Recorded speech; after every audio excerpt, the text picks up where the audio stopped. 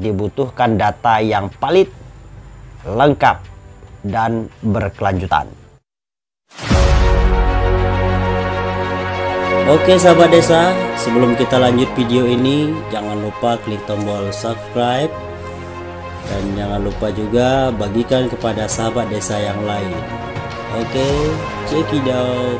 Apa peran kepala desa di dalam kegiatan pendataan ini? Ya, kepala desa itu adalah pemimpin yang disegani serta memiliki wewenang besar di desa. Ia kepala desa. Kepala desa juga memiliki tanggung jawab yang besar dalam pembangunan desa untuk membawa desanya lebih maju. Pembangunan diarahkan untuk mendayagunakan potensi desa atau mengatasi masalah-masalah yang ada di desa. Untuk itulah dibutuhkan data yang valid, lengkap, dan berkelanjutan. Pada titik inilah kepala desa berperan penting dalam memimpin proses pemutakhiran data SDGs desa. Apa tugas kepala desa?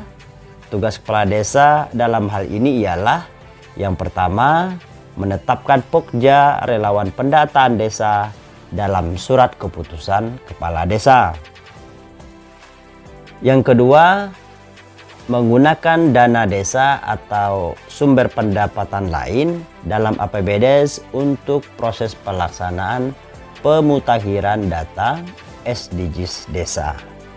Yang ketiga, memantau dan mengawasi proses pelaksanaan pemutakhiran SDGs desa. Yang keempat, melaksanakan musdes penetapan hasil pemutakhiran data SDGs desa. Kemudian peran sekretaris desa.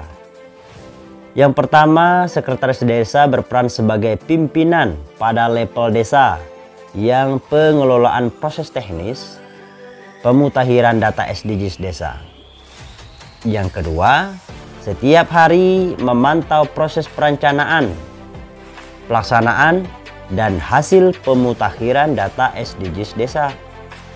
Yang ketiga, menyiapkan data awal yang mencakup nama dan alamat dari keluarga dan warga desa atau by name by address atau BNBA, mencakup data yang pertama warga desa yang sakit menurut jenis penyakitnya, warga desa yang menggunakan metode modern keluarga berencana, stunting pada bayi, balita, dan anak-anak di bawah 15 tahun.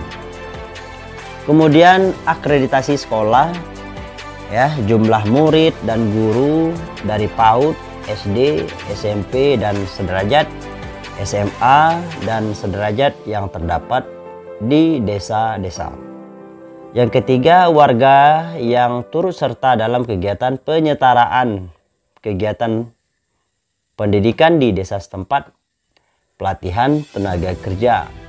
Yang keempat, data warga yang turut serta pada berbagai kegiatan pembangunan desa dan pemberdayaan masyarakat. Tugas sekretaris desa yang keempat adalah bersama-sama pendata mengisikan data BNBA atau by name by address tersebut ke dalam kuesioner keluarga dan warga masing-masing.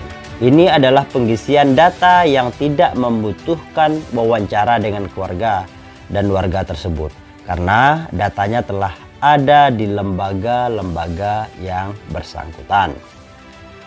Tugas sekdes yang kelima melatih pendata dan memastikan pendata siap untuk mengumpulkan data-data lapangan.